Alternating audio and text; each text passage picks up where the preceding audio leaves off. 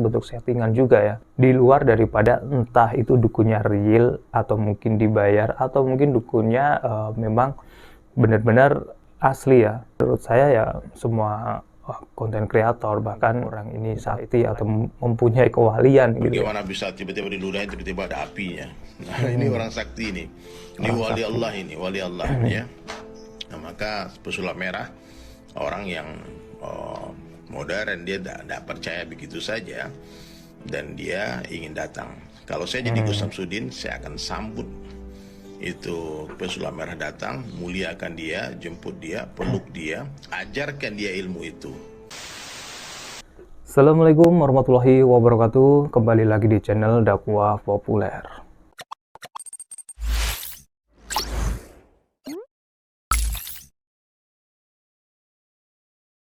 Oke teman-teman, masih bersama saya Miftah, dan seperti biasanya kita akan bereaction video di channel Dakwah Populer. Tetapi di sini agak berbeda ya teman-teman. Kita akan menanggapi komentar kemarin. Ada salah satu komentar yang menarik gitu. Ada yang bilang bahwasanya tolong dong bahas tentang perdukunan atau konten-konten video-video perdukunan di YouTube gitu ya. Ada berita yang sedang trending saat ini tentang Marcel Radival dengan Gus Samsudin nih teman-teman. Menurut berita ya, karena backgroundnya Marcel Radival ini adalah pesulap merah ya, membongkar trik-trik perdukunan, di mana paranormal atau para dukun-dukun ini mempunyai trik-trik khusus ya untuk mengelabui dengan tanda kutip ya. Disinilah Marcel Radival membuktikan ya bagaimana trik-trik dukun santet, bagaimana trik-trik pengobatan yang tanda kutip seperti trik sulap ya, seperti keris yang bisa mengeluarkan petir, kemudian kelapa yang ada darahnya atau ada sesuatu di dalamnya. Kemudian ada juga batu yang bisa bergetar atau batu yang bisa menyala ya. Di situ ternyata Marcel Radival membongkar ya trik-trik bagaimana para dukun ini melakukan seperti halnya trik sulap ya.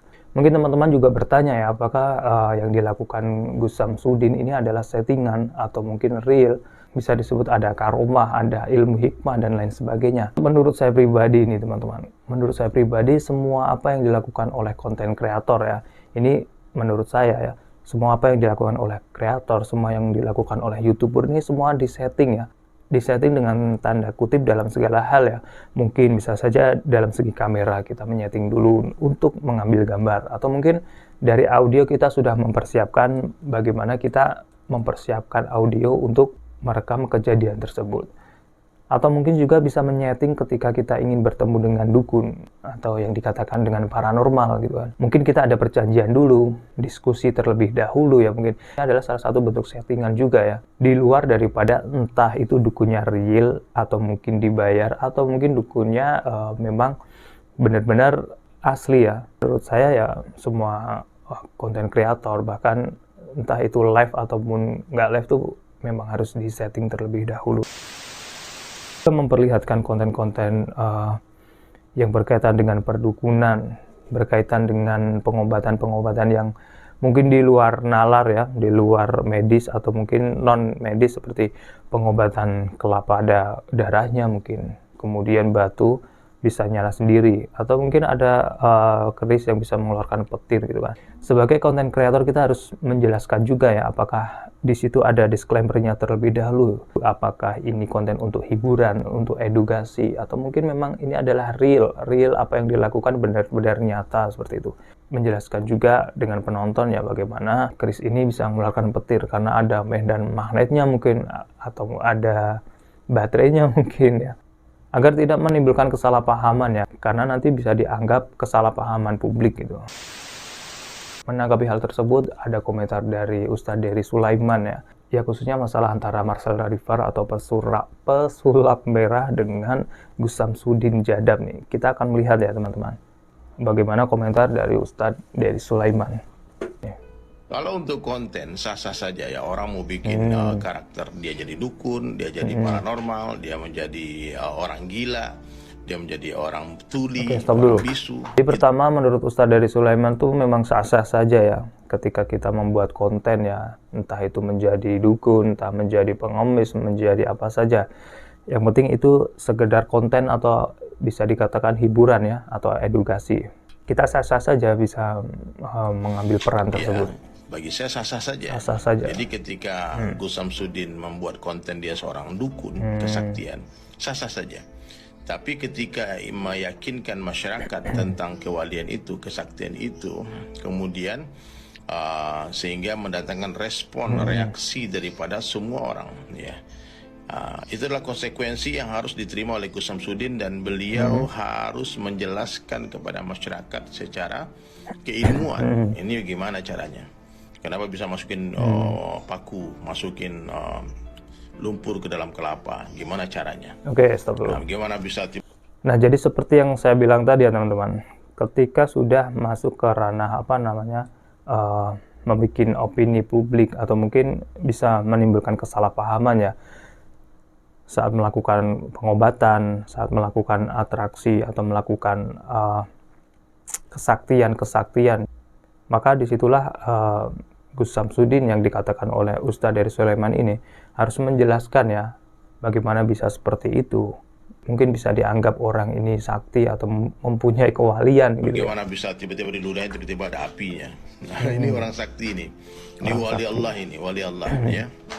Nah, maka pesulap merah orang yang modern, dia tidak percaya begitu saja dan dia ingin datang. Kalau saya jadi Gus Samsudin, saya akan sambut itu pesulap merah datang, muliakan dia, jemput dia, peluk dia, ajarkan dia ilmu itu. Kalau memang ilmu itu ada. Tapi kalau ilmu itu hanya konten, bilang sorry, hanya konten bro, viewer, like. Viewer.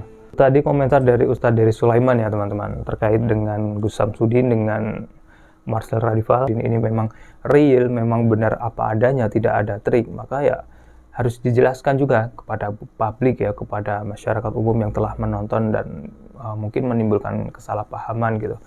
Pesulap merah ini ingin melakukan pembuktian ya, kata Ustadz dari Sulaiman ya, rangkulah ya. Apakah ini trik? Apakah ini memang benar-benar real gitu kan?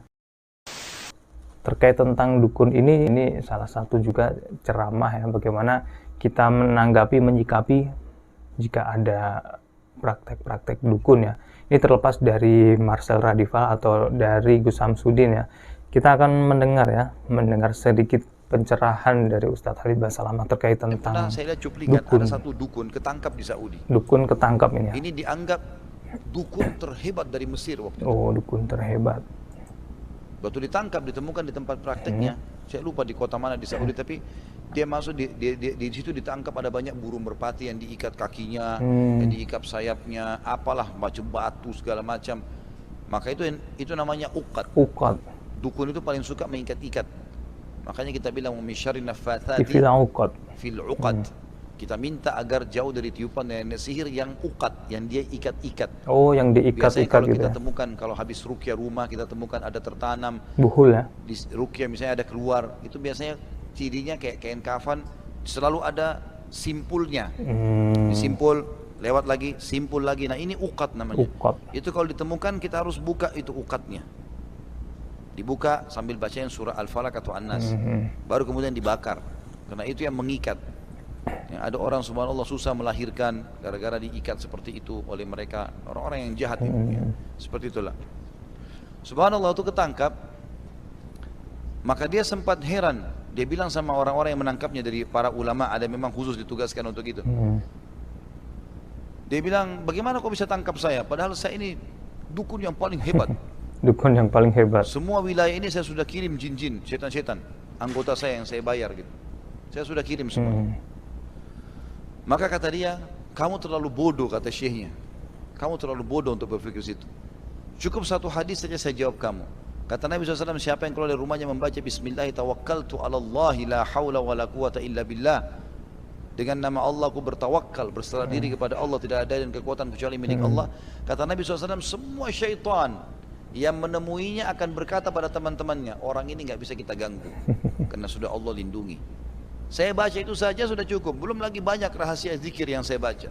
Saya nggak usah sampaikan. Ini rahasia penangkal praktek dukun ya teman-teman. Untuk menangkal sihir, untuk menangkal dukun-dukun yang bekerja sama dengan syaitan gitu, ya cukup membaca Bismillahirrahmanirrahim, atau tadi bisa membaca la haula wala quwata illa billahil aliyyil azim gitu kan. Tidak ada daya dan upaya kecuali hanya milik Allah Subhanahu wa taala. Ini salah satu doa yang mempunyai keimanan kepada Allah Subhanahu wa taala ya. Kita tidak usah takut gitu. Dukun-dukun yang memang sengaja jahat gitu kan. Nah, mungkin itu saja teman-teman untuk kali ini di channel Dakwah Populer ya. Ada pendapat teman-teman yang lain bisa komentar di bawah ya. Dan juga untuk teman-teman yang baru bergabung ya di channel Dakwah Populer, jangan lupa untuk subscribe ya, tekan tombol loncengnya juga agar mendapatkan notifikasi ya. Akhirul kalam, wassalamualaikum warahmatullahi wabarakatuh.